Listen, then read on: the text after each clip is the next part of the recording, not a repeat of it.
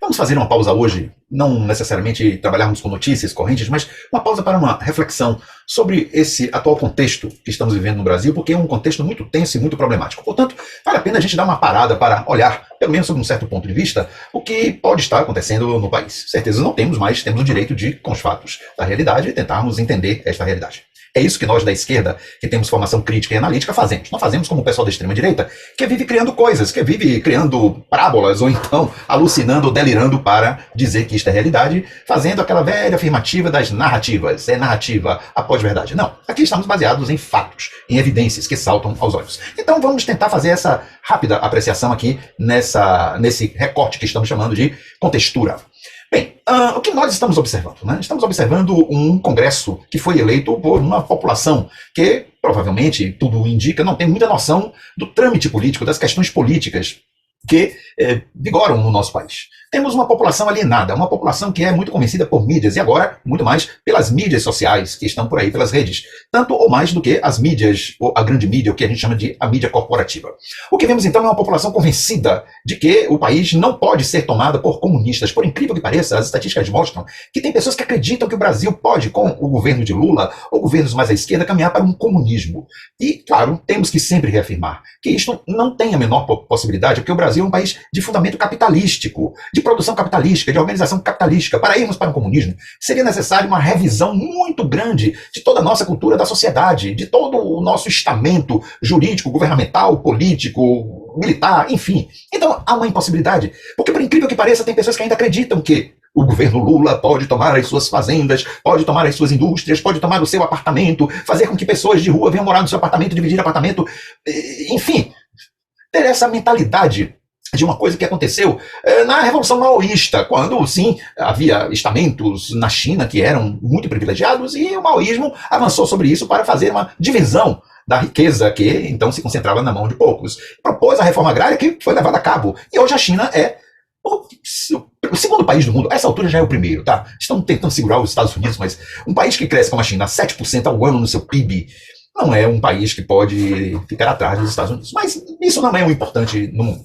O fato é que hoje a China ela tem uma espécie de capitalismo de Estado. Ou seja, o Estado ele organiza a vida social de sorte a tentar fazer a melhor distribuição de renda e organizar a vida do povo. Pelo menos essa é a retórica oficial da China. E ela tem ainda um nome de comunista, mas de comunismo ela não tem basicamente nada, porque não é assim que a produção comunista vê um país. Baseado na riqueza, baseado em empresas, em investimentos pessoais que existe na China. Existem empresas privadas que são fiscalizadas pelo governo, que sofrem impostos pesados, mas tem. E hoje a China tem, necessariamente, uma classe média potente, bastante potente, que é minoria no país, na mesma proporção que temos aqui, basicamente. Existe uma grande parte de uma população pobre que, no entanto, é assistida pelo governo. Existem pessoas pobres na China, miseráveis? Existe, porque não é possível fazer todo mundo, 1 bilhão e 200 milhões de pessoas, serem absolutamente iguais ou não haver alguém que possa estar na miséria. Mas o nível de miséria é muito menor e existe um bem-estar social bastante razoável para um país que tem 1 bilhão e 200 milhões de pessoas aí na grande média. Bom, esse seria o grande modelo de comunismo que existe no país,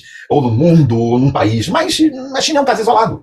Os outros países do mundo estão no trâmite capitalístico, estão vivendo ainda os reflexos do neoliberalismo e o Brasil é um deles. E o Brasil se insere em diversas frentes de negociação com a Europa, com a América do Sul, com o Oriente, com a China, com a Rússia, enfim, com diversos países do mundo, com os países produtores de petróleo. Enfim, é um país que abre-se para as negociações de diversas naturezas com diversos regimes. O Brasil é um país de política externa multilateral. Por isso não há possibilidade de aqui haver comunismo, daquele que ainda se pensa que come criancinhas e que vai roubar, sair assacando a casa das pessoas e botando gente pobre para morar com gente rica e a gente rica que não mais existirá.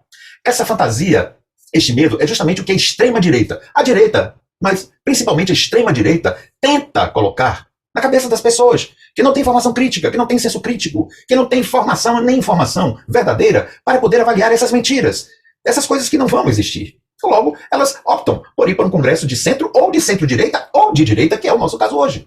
Então temos um congresso que impacta os programas governamentais de Lula, que é de centro-esquerda, não é de esquerda, é de centro-esquerda, que visa socializar as condições da riqueza do país para favorecer aqueles que foram esmagados por esses 6 anos, desde Temer até o Bolsonaro, que foram esmagados por uma enorme concentração de renda. Uma enorme concentração de renda. A política do Paulo Guedes foi de concentração de renda. Tanto que nós ficamos no patamar de em torno de 130 milhões de pessoas no Brasil relacionadas à fome. 33 milhões certamente famintas e tantas outras até os 130, ou seja, mais de 90 a 100 milhões de pessoas beirando a fome. Então, a tentativa de Lula é reconstituir o país num patamar civilizatório, em que brasileiros, nossos irmãos, não morram de fome, que tenham oportunidades. O trabalho durante Temer e durante o Bolsonaro foi esmagado, sufragado, escravizado. Tiraram os direitos dos trabalhadores, tiraram das empresas as obrigações que elas têm que ter com seus trabalhadores, que é uma forma de fazermos a socialização da riqueza. Dar apoio ao trabalhador para que ele trabalhe, dar a ele segurança com planos de saúde, com planos de aposentadoria, com bons salários, enfim, que dê a ele e à sua família o conforto de ele poder trabalhar dignamente, sentindo-se um cidadão.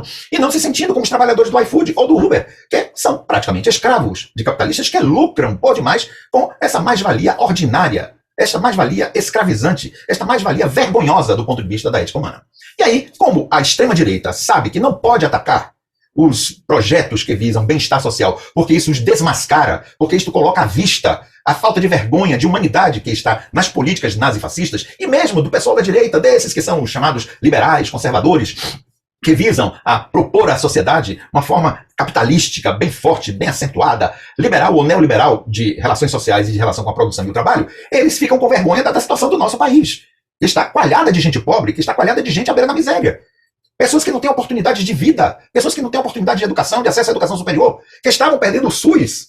Crianças que na merenda escolar, que precisavam comer para poder aprender, estavam dividindo linguiça ou salsicha na hora da merenda, porque o Bolsonaro tirou esta grana, esse dinheiro necessário das escolas, do ensino primário, do ensino secundário. Então Lula está tentando recuperar o país deste baque sofrido, e isto tem consequências. Ou seja, a direita, e principalmente a extrema-direita, como não podem declarar que são contrários a isto, porque eles pensam segundo bolhas de elites, elites militares, elites capitalísticas, elites dos negócios, elites políticas, eles pensam em termos de elites e não em termos de população como um todo, ou seja, de cidadãos, de verdadeiros patriotas, no sentido de cidadania, de fraternidade, de busca de igualdade social no que seja possível. Eles então vêm com pautas como ridicularizar e levantar mentiras contra o governo Lula, contra seus ministros, contra aqueles que estão ali trabalhando, né, inclusive na área política, dentro do Congresso, seja no Senado, seja na Câmara, para fazer o país se socializar. Isso não significa o país se tornar socialista, muito menos comunista. Se socializar, ou seja, poder promover um mínimo de bem-estar social para quanto se possa, de sorte a que se olhe para o Brasil com índice de desenvolvimento humano, com índices de educação, com índices de saúde, no nível civilizado e não no nível desumano, já que nós somos, hoje, depois de tudo que Bolsonaro fez e Temer para atrasar o Brasil, hoje somos a 10ª economia do mundo. De qualquer sorte, é uma posição importante. Diferente daquela 5ª economia do mundo que Lula deixou, e da 7ª, 8ª que ainda vigorava no governo da Dilma. Nós passamos, ou descemos 3 a 4, 5 pontos abaixo. Mas, de qualquer sorte, é uma economia poderosa.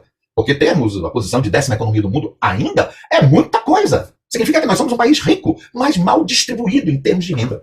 Então, eles não têm pauta. Eles não podem expor a sua verdadeira pauta. Quando expõem de forma muito disfarçada, às vezes brincalhona, como foi o caso do Magno Malta, entrevistando, foi uma entrevista, foi uma declaração de amor ao general Heleno Pequeno na CPMI do 8 de janeiro. Aquilo é uma bulha, aquilo é uma vergonha. Não se entende como os espíritos santenses elegeram um cara como Magno Malta e como aquele outro que fica medindo pênis com o Dino. Não se entende. E nós verificamos uma coisa muito interessante. Os processos que hoje estão em voga com relação à burla da lei estão muito concentrados em políticos e pessoas do sul do país.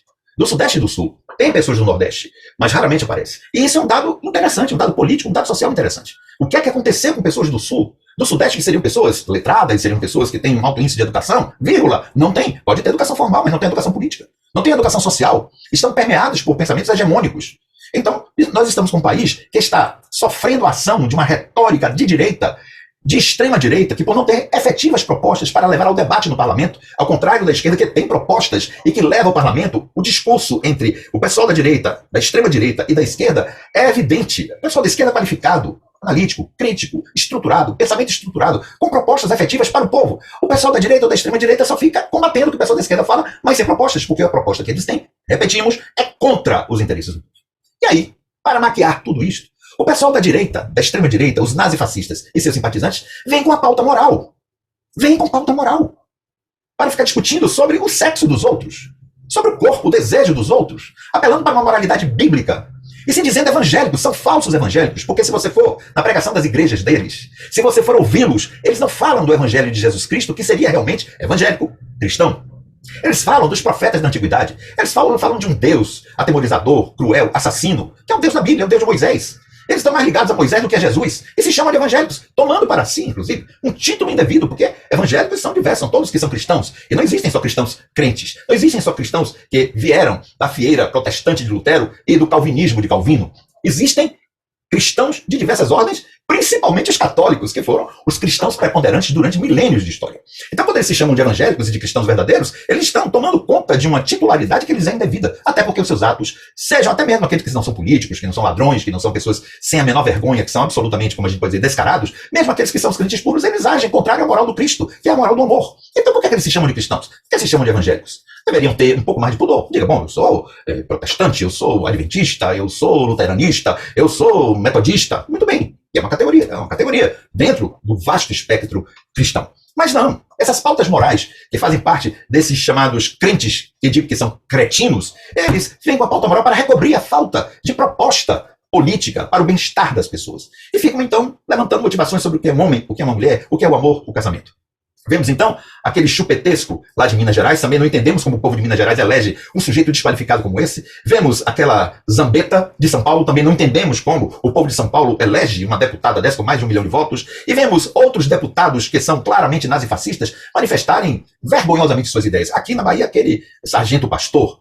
E, por favor, que vergonha o povo baiano eleger pessoas com essa categoria, um ex-gay que agora é pastor. Não existe ex-gay. A pessoa é gay, sempre gay. Gay não é uma doença. Ser homossexual não é uma doença. É uma posição, é um advento da posição sexual do sujeito na vida. Não se trata de uma doença nem de uma alteração. Isto está estabelecido pela Organização Mundial de Saúde desde 1992. Portanto, não é um sargentinho, pastorzinho, não é nenhum pastor, não é nenhum deputadinho, não é ninguém que vai de encontro à ciência, à Organização Mundial de Saúde. Não vai de encontro ao Conselho Federal de Psicologia, que é especializado no entendimento das questões humanas, nem da psicologia em geral, no mundo, porque é ciência, para dizer o que é ou não doença, ou vergonha, ou falta de vergonha. Isto sim é que é vergonhoso. Um parlamento desqualificado, cujo resultado é o resultado da desqualificação em geral da população brasileira. E por isso que nós, da esquerda, temos que trabalhar para esclarecer essas pessoas, para mostrar a elas como elas colocam o país em risco, como pode eleger um Lira que faz chantagem. A direita, representada por Lira, ele não é central, ele é direita. Ele representa os desejos, as vontades, as determinações da direita.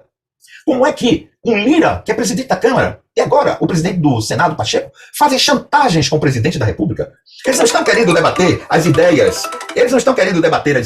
dos projetos propostos. Não estão.